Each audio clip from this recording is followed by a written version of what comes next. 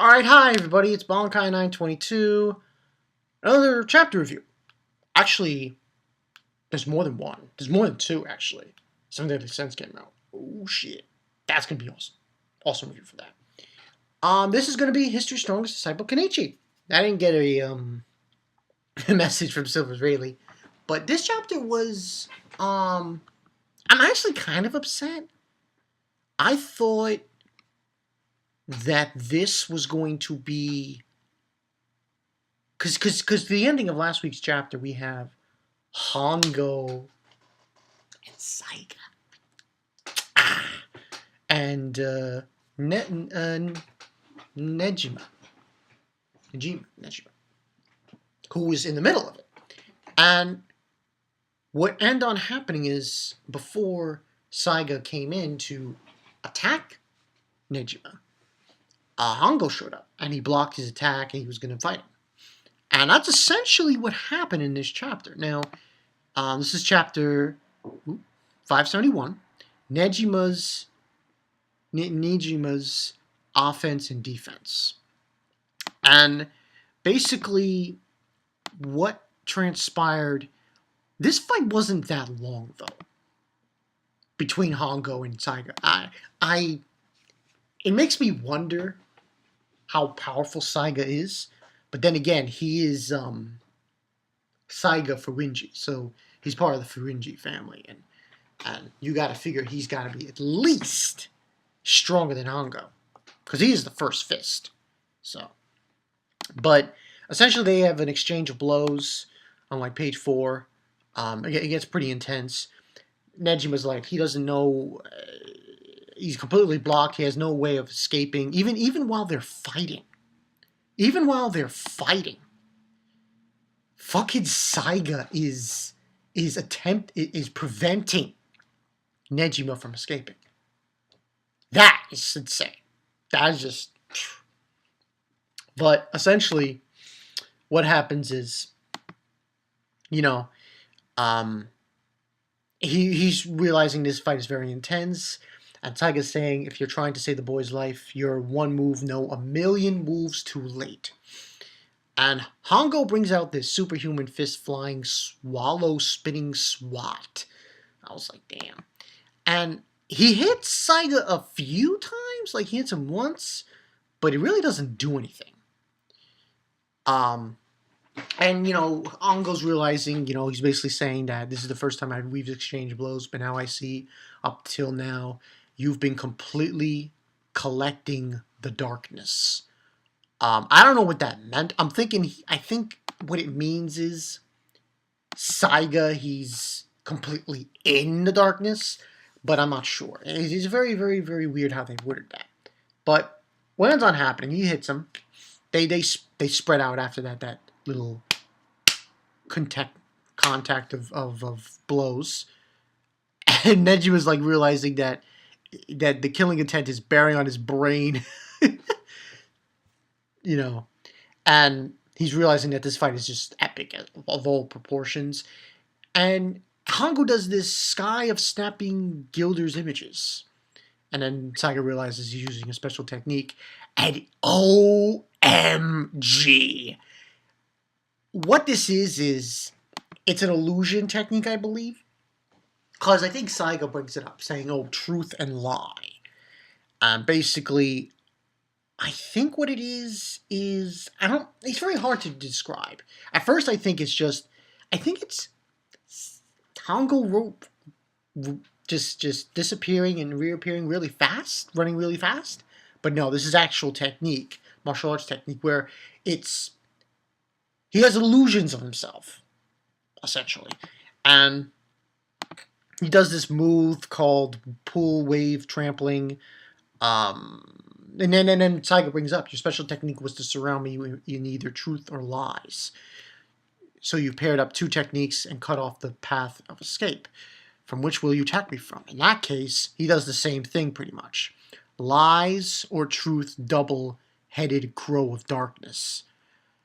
And then Saiga is basically saying, how will you have to decide which is truth and lie, which is a lie? How would you, we'll have to decide. And he says Saiga, they're going through blows. Says not bad at all. You were able to, your vitals were missed, but as far as the test, pure test of luck, that victory is mine. And he just out of nowhere hits Hongo's vital points. I'm like, holy shit, man. Where'd that come from? So he pretty much takes out Hongo. I'm like, god damn. He's like, he basically says, I hit your blinding pressure point, and he says, my body. Now, during this part on page 10, I think I go in details on what happened here. Saiga says something that I believe is, it's kind of an idea that I don't know how many times I've heard this concept when it's spoken through somebody who's trying to do it. And that's the idea sacrificing the few for the many. Now, in reality, what Saiga is doing is fucked up. I mean, he's trying to kill people, essentially. But essentially, he's also trying to save people for some odd reason. What we don't know is why. Why is he really trying to do this? But all I can gather from this scene is because he says, this is what specifically he says, we had slight differences of opinions, but I believe sooner or later you'll come to understand one another. For the important little matter from before. One tiny little sacrifice to protect so many others. Now, saying that, I wonder, for protecting others. Now, I'm thinking, this whole missile, this sunset plan, I think that's what he's getting at. To attack a tiny one, individuals for the great many. At least that's what I get from this scene. Now, he basically goes after Niijima. He's like, the least I can do for you is to make sure you don't suffer. And he's saying, well, somebody help me. He's like, Kenichi. And then on the next page, boom! Shiba shows up. Like true shit. He just showed up out of fucking nowhere. Shiba shows up. And he goes after Saiga. And, he's like, oh man, Shiba. He's like, and he basically tells Niijima, the boy, Shiraham, Kenichi, over yonder, asked me to find you and give you a hand. He's like, I refuse. That's because, and then basically he's saying that he's going to save him. And he's like, Furinji Saiga. I don't want to clear the books of you for someone else's sake. I've got a score to settle with you, pretty much. And saying that the debt of my right eye and left leg, I'm going to pay it back within some interest. And he's like, Saiga's response, it was like so ridiculous. He's like, some underground useless boxer. Like, what a pointless death. And they basically go at it. And it was pretty cool. Techniques here and there used. And they basically disappear. He's not fighting Saiga at all. Shiba. He actually takes Niijima and he asks him where you have to put the virus in. The center, the control center. And he says it's 20 floors up. And they basically jump 20 floors. I'm not joking when I say that. They literally jump 20 floors. Stupid little shit. I'm willing to do whatever necessary to get back at you any way I can. He just jumped 20 floors. I'm like, goddamn. And basically he says, Shiba, it's not about smashing your opponent, revenge. It's about crushing his shadow. And then basically he says, go, leave him to me. I'm going to shatter his hopes no matter what. And he's like, what are you doing, old man? And he basically destroys the entranceway of the floor. I'm going to hold him right here. And he says, go, youngin. And Nijima's going to go and install the virus. And Saiga just says to Shiba, you probably think you brought yourself some time with that. I think things are going pretty well myself, he says, Shiba. After all, I'm one persistent bastard. And he just goes in and tries to hit Saiga. So that's pretty much what happened in the majority of the chapter. the last part is we go back to Kenichi and Satomi, and Kenichi and Miyu are in their, like, I guess you could say these are their ultimate techniques. Miyu is doing the Do Ki, and Kenichi is doing this technique, that advanced technique of it, the flowing water air sphere of control, second form.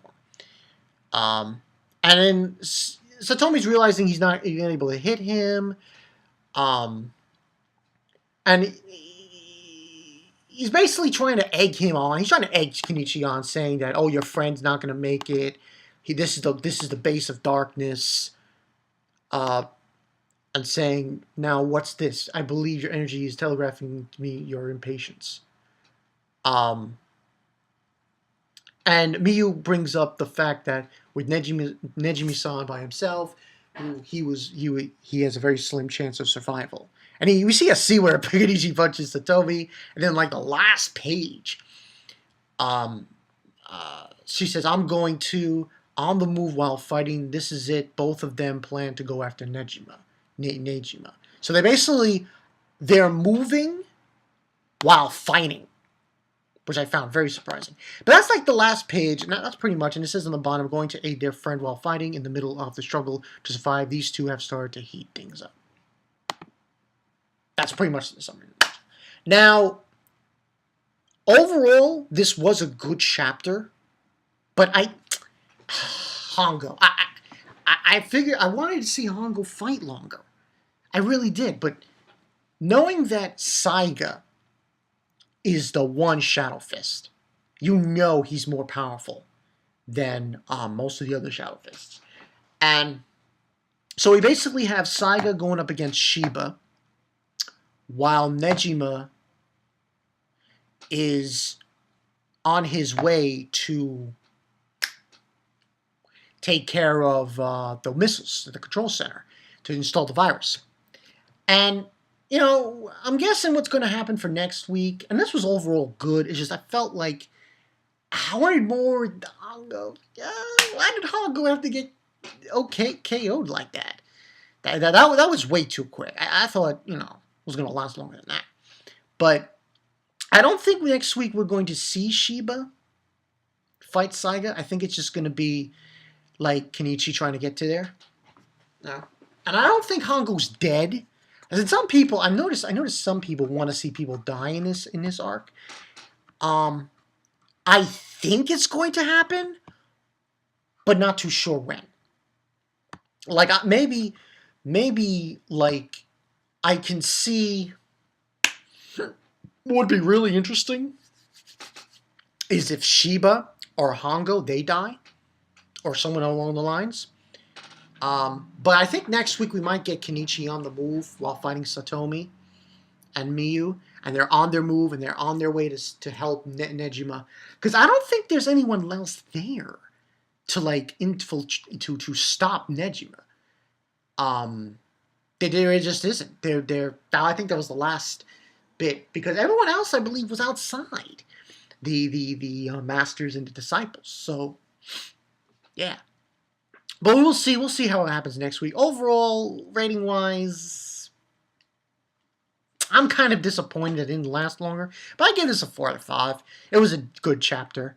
You know, with the fight. I mean, it could have. I just wanted it to last longer. I